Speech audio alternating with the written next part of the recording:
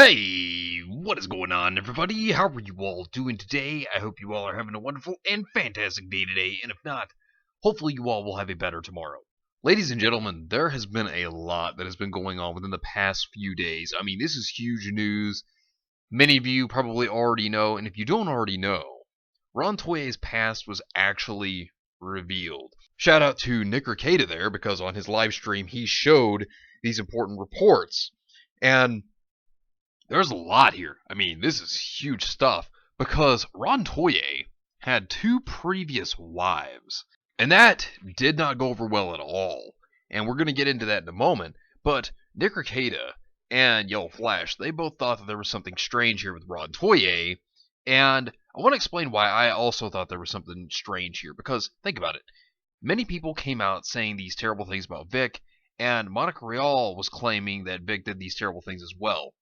But then, Toye is just on her side magically. I mean, of course, yeah, he's the fiancé, but it still seemed very weird that he would just jump into this and start saying things as well.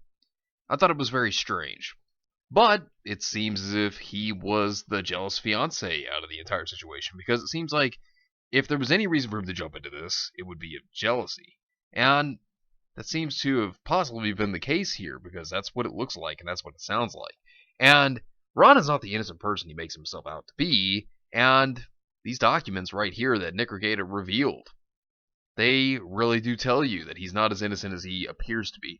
And these documents are from one of his ex-wives. So let's go ahead and talk about this. So this is what she had to say in this. I'm the petitioner in this case. In the beginning of our relationship, Ron was a perfect gentleman. He had my family, friends, and me fooled. Slowly he began to show his anger, control, and manipulation problems. This year, his problems have come to a climax. I have become scared of his personality and the things of which he is capable of doing. On March 31st, 2012, Ron, Blank, and I were sitting on the couch in the living room. I was working on homework, and Ron was tickling/wrestling with Blank and kept causing Blank to kick me in the back. I asked nicely if they would stop doing that and that he was hurting me, but Ron continued what he was doing. When I got kicked again, I asked again if he would stop making Blank kick me in the back. When this happened a third time, I had the remote in my hand, reached across to tap him with it to get his attention to stop. He says I purposely hit him in the funny bone. After this, he lost his temper on me in front of Blank. He took the remote away from me, sitting on the couch. He then said, "You tell me how this effing feels." Then from above me, reared back and hit me with the remote. Even though the instances of physical abuse are small, his emotional abuse has been extremely continuous. He has cussed me out, called me names, charged at me, and threatened me and my family, and has even done some of these things in front of his son. He has threatened me with my life, our money, our home, and my dogs. Pretty much anything he knows that I love or rely on, he has threatened me with. One of the voicemails I have saved shows exactly this bullying and threatening nature. I have it saved on my email under 7/2/2012. So before we get into what was said with the message, it seems that Soy Boy over here, he seems to be emotionally and small bit physically abusive. And he seems to threaten his ex-wife when they were together with everything that she loved or cared about or relied upon. That is terrible. And you mean to tell me that people defend Toye? This man has been recorded with emotional and physical abuse. So considering that this is coming from his ex-wife, and here's the thing, it isn't just this ex-wife. His other one as well also recorded him as doing this. They went to court as well. Nick Ricada proved that in his live stream. But the thing is, this is very, very disgusting. To think that people defend Toye. To think that they defend these terrible and atrocious actions. This disgusting and vile behavior. To think people would defend this. And yet, there are people out there who attack Vic Mignogna, who has a kind heart and the personality of a saint. And yet, they try to bring him down and treat him like he is the villain of the story. No, we see the real villains. And it's definitely Toye. He is one of the main villains of this story. So moving on to the voicemail. If I were you, I'd be coming back pretty effing quick because I told you about hanging up on me, okay? It's not like you do it a lot, or you have to do it a lot, seeing as you are afforded the opportunity to stay effing home. So if I need you to come and get me, guess what that means? You effing come and get me. Otherwise, I will take your car and you can effing hitchhike and figure out how to get around. Cause I pay all the effing bills. I don't like being hung up on. You don't like fights. Don't do stuff to provoke me. You know you effing provoke me when you hang up on me, okay? I didn't ask you to do anything for your mom. Your mom has another daughter who lives with her named Blank, who can pick her ass up. I don't give a shit about your sister. I need to get something taken care of. Don't effing hang up on me again, or you can effing walk around. Looking at the statement here from this voicemail, this is pretty awful. I mean, this is a terrible thing to look at. I mean, think about this. One thing that really tells you something here is when he says, you don't like fights. Don't do stuff to provoke me. Therefore, meaning that when she said that he's been manipulative and controlling, this is going into that situation. He's trying to control her. And when she doesn't do things that he wants her to do, or if she does something he doesn't like, then he starts fights with her. What this voicemail alone tells you is that Ron himself is a very selfish individual. Not caring about her sister, saying that her mother has another daughter that can do things for her instead. I mean, it tells you that he thinks about himself. He tries to manipulate the situation so that he can have things done his way. And if they aren't done the way he wants them to be done, then he fights and threatens till he gets everything done the way he wants it to be done. Shows you how vile, how selfish, and how much of a garbage person he really is. And to think that people defend this. But there's still more. So let's keep going. On October 15th, before he was served from his ex-wife, and the same day I decided to have lunch with my dad about my decision to divorce Ron. His angry attentions were on me. He was upset about something, and when I refused to answer the phone at school, he left me a voicemail in which he stated, unless you truly want a divorce, you need to answer the phone. I am being more than lenient. I'm just trying to talk this thing out considering what you effing did. And if you think, poor you, how about I chop your effing dogs up and see how you like it? Wow. Wow. Threatening to chop up animals. Dogs, but animals in general. Really, Ron. Okay, let's go forward. Let's go forward. Later that day, he was served a protection order from his ex-wife and a suit to modify parent-child relationship. He was livid. When I got home, I saw that he had kicked a hole completely through one of our walls, picture attached. He had mentioned something on the phone about killing her. So I decided to start recording after I got home. He shows what his intentions are when people get in his way.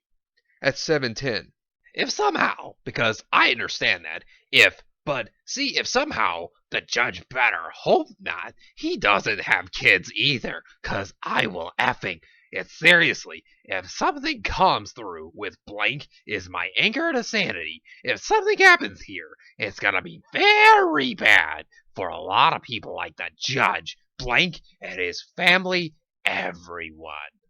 I am extremely concerned with the timing of my decision to divorce Ron.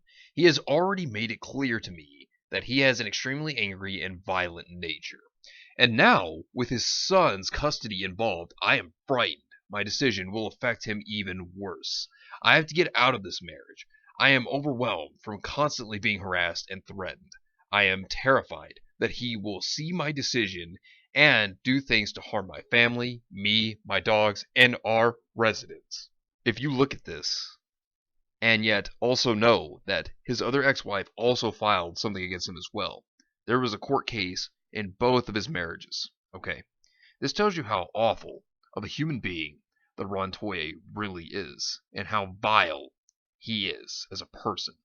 how manipulative, how controlling, and how devious he actually is. To think, there are people out there that protect Ron, that think that he's innocent, think he's a good guy, and then you see this come out. Yeah, really tells you who the good guy is, doesn't it?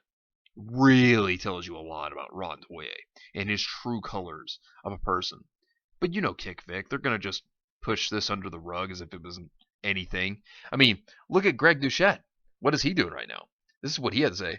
I'm on lunch break before my 2 p.m. hearings, so let's do a quick rundown on how evidence works and why this, oh my god, we found Ron Toye's 7-year-old divorce pleadings isn't the bombshell y'all seem to think it is. Now that's one of 40 in the thread. We're not going to go through that whole thread, but that just proves to you that Greg Doucette is over here trying to defend him. But then Monica Rial had her little outburst as well over this, and this is what she had to say. We're going to look through several of her tweets. This is what she had to say. You all don't know her. If you knew the whole story, you'd realize who is the actual abuser. Now, why is this weird, Monica? Wait, didn't you say several months ago, I think it was back in February, about how you should believe women and how you should believe their stories? Wait a minute. Why are you shifting sides now? Oh, I think I know why. Because it doesn't fit your narrative. Alright, because Ron is on your side. So that means that you have to defend who is on your side, rather than think, oh, well, they did this back then. It's in the past. Don't worry about that. It's not important. But it is important. This is extremely crucial. And yet you try to defend somebody that has abused people in the past and their past relationships, but yet you try to brush it under the rug as if it wasn't anything. Yeah. Tells us a lot, doesn't it? Whenever there's someone with your narrative, you'll defend them to the end of the earth. But if they're not with your narrative, then they're wrong. Yeah, it goes back to contradicting what you say now, doesn't it? Now let's look at some of the other tweets from Monica Rial. Ron treats me like a queen. He went to counseling and invested in his emotional intelligence. He's now an advocate for women, encouraging them to stand up and let their voices be heard. Some people learn and grow from their mistakes. He has never and would never raise a hand to me. Thank you for your concern, but there is nothing to see here. It's just more noise from a loudmouth who knows absolutely nothing about us. Now, get out there and have an amazing day. So here's another one from Monica. I find it very telling that the people who are blank me with concern today are the same people who stayed silent with their colleagues or threatening me. Where were you when I was warned to wear a bulletproof vest to cons? When they threatened to blank me, to murder me? Huh. Yeah, Monica Rial in a bulletproof vest. Yeah, I'd like to see that. Yeah, okay. But this is a tendency they have, is that they victimize themselves to look like they're the ones that was innocent the whole time. When they go around and they slander and they say these horrible things that are not true. They do this all the time, then they backpedal and delete their tweets because they don't want people to know they said that. Because they had the little outburst. And Monica Rial's doing such. So this is what else she had to say. Funny the harassment goes up whenever school lets out. For the record, I'm not victim blaming. I never said you shouldn't believe Ron's ex. Just remember, you only heard one side of the story. Oh, then there's another part conveniently left out that was dismissed. And then she goes on to say, now I'm going back to my life, and I would suggest you do the same. The internet is not real life, folks. Call a friend or family member. Go for a walk. Hang out with a friend. Don't let social media become your world. Much love. Okay, 2 huge things to note. two huge things right here. Monica says, as I stated before, and I'm saying it again because she says it right here in this tweet, was that you've only heard one side of the story. Oh, and there's another part conveniently left out. Yeah, well, we do know the other side to the story of Ron's ex, and she moved away to get away from Ron. Also, for her to sit here and say that the internet's not real, then here's my question. Why do you post all this stuff all the time then? All right, it's for attention. Because Monica Rial's got to get her attention. She's got to try to throw her narrative out there, and she has to get her attention through her narrative. And, of course, she has to defend Ron, too, because, for one, He's part of the narrative. So she can't be wrong. So they got to backpedal. And they have to defend those people that's part of their narrative. That's how this works with people like Monica Rial and Ron Toye. They have to do this. And it just digs them a bigger hole than they had before. And they keep digging that hole and digging that hole until they're going to dig a hole so big, in which they already have, to where they can't get themselves out of it. And they keep performing the same stupid act. That's why people call this the clown show. Because it's the same thing. It's the same thing over and over again. Like I always state, they take their little clown car and they drive it into a tree because they think they're going to get past that tree in a tiny little clown car. But they ram into the tree and they keep ramming into it back and forth because that's the same thing they know how to do. And that's the only thing they know how to do is continue to whine to try to get their narrative out there. And then whenever there's something out there that they see that they thought, oh, I shouldn't have tweeted that, they backpedal and delete that tweet. I mean, it's the same thing. And that's what it's going to be. They're going to keep doing this. This is why I'm excited for this hearing on September 6th. Because there's going to be so much that's going to happen. And Nick Rekieta's stream tonight, it's going to be fantastic. With the things that he's got. Oh, boy. Sean Schimmel, Chris Sabat. Oh, so many people are not going to like what's going to happen on that stream tonight. And I'm going to tell you, I'm going to be really excited to see it as this clown show moves forward. But anyways, let me know what you all think about the situation down below. Thank you all for watching. I hope you all enjoyed. And if you did enjoy, hit the video with a like. Subscribe if you want to see more content like this. Share this video out there with your friends. And follow me on Discord. The link is in the description down below. But anyways, I hope you all have yourselves a wonderful and fantastic day today. And remember, if today was not a good day, tomorrow could always be better. Take care of yourselves and everyone around you. And have yourselves a good one out there, everybody.